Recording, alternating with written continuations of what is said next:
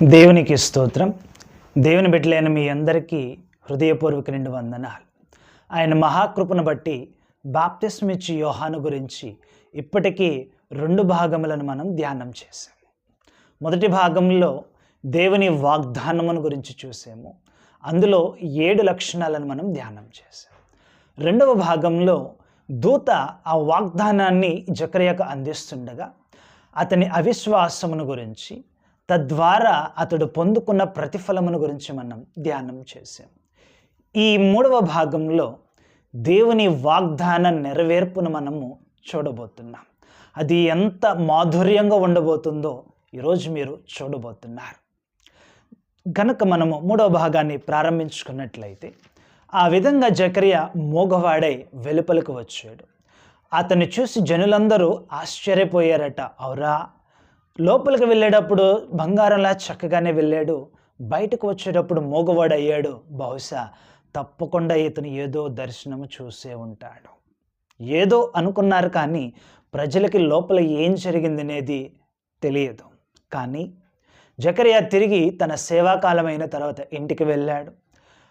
Elizabeth గర్భము ధరించింది.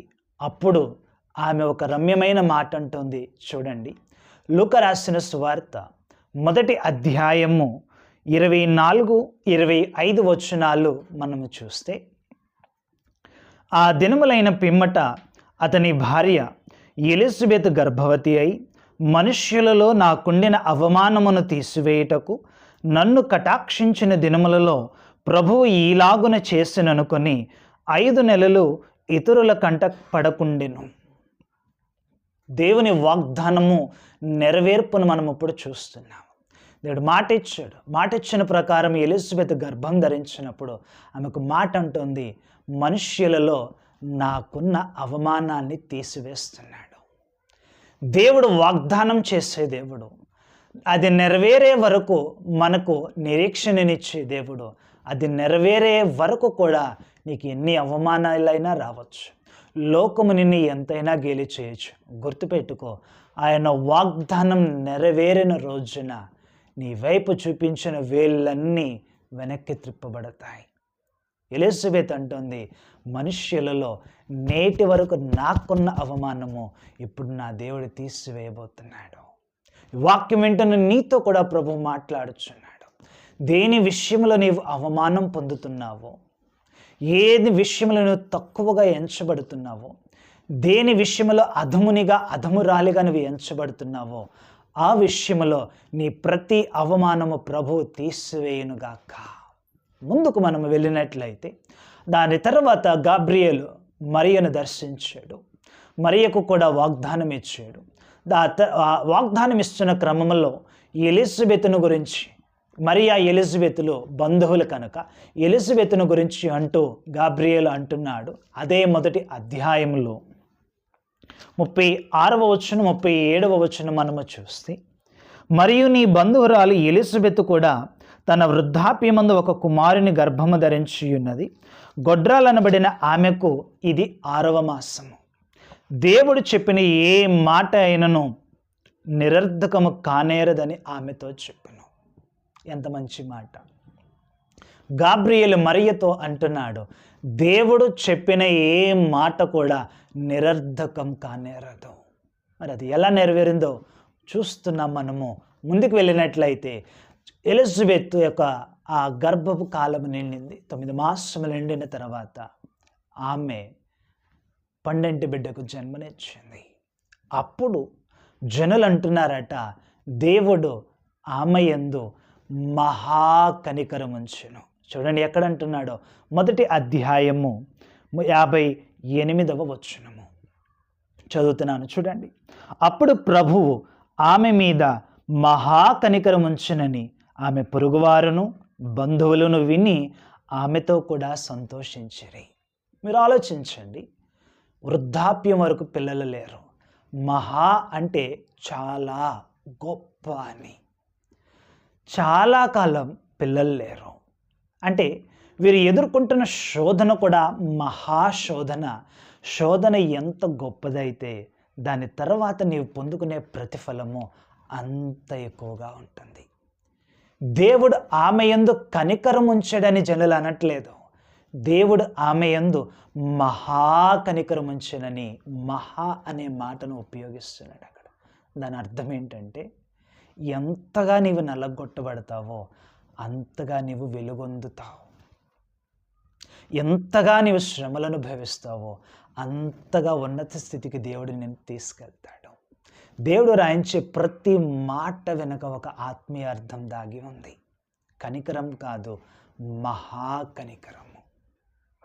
పొరుగువారు కూడా సంతోషించారు. దినాలు గడుస్తున్నాయి. పేరు పెట్టే సందర్భం వచ్చింది. పేరు పెట్టే సందర్భం వచ్చినప్పుడు ఎలిజబెత్ అంది, అతనికి యోహాను అని పేరు పెట్టమని. నీ బంధువుల్లో ఇలాంటి పేరుతో ఎవరూ లేరే? ఇతని తండ్రి అయిన జకరియా పేరే పెడదామంటే లేదు, యోహాననే పెట్టమంది. వారు ఆశ్చర్యపోతున్నారు. అదేంటి, తెలిసిన వాళ్ళ పేరులో, బంధువుల పేరులో, అయినోళ్ళ పేరులో పెట్టుకుంటారు, కానీ ఎప్పుడు ఈయనని పేరు ఎలా పెడుతున్నావు? ఎలిజబెత్కు తెలుసు, ఎప్పుడూ విననిది. అయినా ఆమె ఎందుకు ఆ పేరు పెట్టమంటుందంటే, అది పరము నుండి ఇవ్వబడింది. గాబ్రియల్ అనే దూత ద్వారా దేవుడు వాగ్దానము చేసి ఇచ్చిన పేరు అది. దేవుని కార్యాలు ఇదిగో ఇలానే ఉంటాయి. ఎప్పుడో చూడని కార్యాలు. అవి పొరుగువారు అంటున్నారు, నీ బంధువులలో ఎవ్వరికి ఎప్పుడు ఇలాంటి పేరు లేదే. సరిగ్గా ఇలాంటి కార్యమే దేవుడు నీ జీవితంలో చేయబోతున్నాడు. విశ్వసించు. ఎప్పుడూ వినని సంఘటనలు, ఎప్పుడూ చూడని మేళ్ళు ఈ సంవత్సరం నీవు చూడబోతున్నావు. ఎలిజబెత్తో అదే అంటున్నారు, బంధువులలో ఎప్పుడూ లేనిది ఇప్పుడెల్లా. నిజమే, నీ జీవితంలో కూడా దేవుడు ఇదే కార్యం చేయబోతున్నాడు.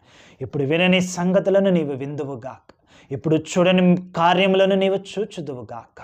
బంధువులు అప్పటికీ ఆపుకోలేక తండ్రి అయిన జకరియా దగ్గరికి వెళ్ళినప్పుడు మనం 2వ భాగంలో విన్న ప్రకారము అతడు ఇంకా మూగవాడిగానే ఉన్నాడు, కానీ అతడు వ్రాత పలక తెమ్మని చెప్పి ఆ పలక మీద ఆశ్చర్యంగా అతడు యోహాననే రాశాడు. బంధువులకు అర్థం కావట్లేదు. అవురా, అటు చూస్తే తల్లి యోహాన్ అంటుంది, ఇటు చూస్తే తండ్రి మూగవాడైనా సరే పలక మీద యోహానని రాస్తున్నాడు. వీరిద్దరికి మధ్య ఎంత అనుబంధం ఏంటి! అందుకే కదా భార్యాభర్తల్ని దేవుని వాక్యము ఏక శరీరం అంటుంది. ఒక్క శరీరములో 2 అభిప్రాయాలు ఎప్పుడు ఉండవు. 2 శరీరాలకి, 2 మెదడులకి 2 అభిప్రాయాలు ఉండొచ్చేమో, కానీ ఒక్కటే శరీరానికి 2 అభిప్రాయాలు ఎప్పుడు ఉండవు. భార్యాభర్తలను దేవుడు అంతగా గౌరవిస్తున్నాడు వాక్యంలో. దీన్ని వీరు మరొక్క మారు రుజువు చేస్తున్నారు. భార్య యోహాన్ అంటుంది, హై, నువ్వు నీ ఇష్టం వచ్చిన పేరు చెప్తే నేను ఊరుకోను, ఇది నా పేరని భర్త అనట్లేదు.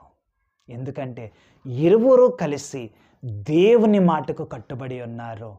మరొక రీతిలో దేవుడు మాట్లాడుచున్నాడు. ఒక దైవిక భయము కలిగిన కుటుంబం ఉండవలసిన విధానం ఇది. నా అభిప్రాయం కాదు, నీ అభిప్రాయం కాదు, నా వాళ్ళు గొప్ప కాదు, నీ వాళ్ళు గొప్ప కాదు, మన ఇరువురికి మధ్యవర్తి అయిన, సమాధానకర్తి అయిన దేవుడు గొప్ప. మన దాంపత్యం చక్కగా సాగాలి అన్న, మన కుటుంబం చక్కగా సాగాలి అన్న దేవుని మాట మనమిద్దరం ప్రామాణికంగా తీసుకుని వెళ్ళాలి. ఈ సూత్రం ఏ కుటుంబం అయితే పాటిస్తుందో, ఈ సూత్రాన్ని ఏ దంపతులైతే ప్రారంభిస్తారో, వారిరువురి మధ్య ఎలాంటి గొడవలు ఎంతలా అపవాది ప్రయత్నించినా ఎప్పటికీ దేవుడు రానివ్వడం. కనుక ముగింపులో మరలా మనము నెమరవేసుకున్నట్లయితే ఈ 3వ అంశములో దేవుని వాగ్దాన నెరవేర్పును మనము చూస్తున్నాము. నాకున్న అవమానాన్ని తీసివేశాడని ఎలిజబెత్ అంది. దేవుడు చెప్పిన ఏ మాట నిరర్ధకము కాదని గాబ్రియలు మరొక మారు మరియతో అన్నాడు. ఇదిగో ఈమె యందు దేవుడు మహాకనికరం ఉంచడని పొరుగువారు సంతోషించారు. బంధువులలో ఎప్పుడు ఎక్కడ వినని పేరని వారన్నారు. అదే ప్రకారము ఎప్పుడు ఎక్కడ జరిగిన ఊహించని మేలును దేవుడు నీ జీవితంలో చేస్తాడు. దేవుడు నీకిచ్చిన వాగ్దానం ఏదైనా అది ఎత్తి పట్టుకుని నువ్వు ప్రార్థించు. నువ్వు ఎన్నడూ కలలో కూడా ఆశించిన ఊహించిన కార్యములను ఈ సంవత్సరము నీవు చూచుదువుగాక. ఆమేన్.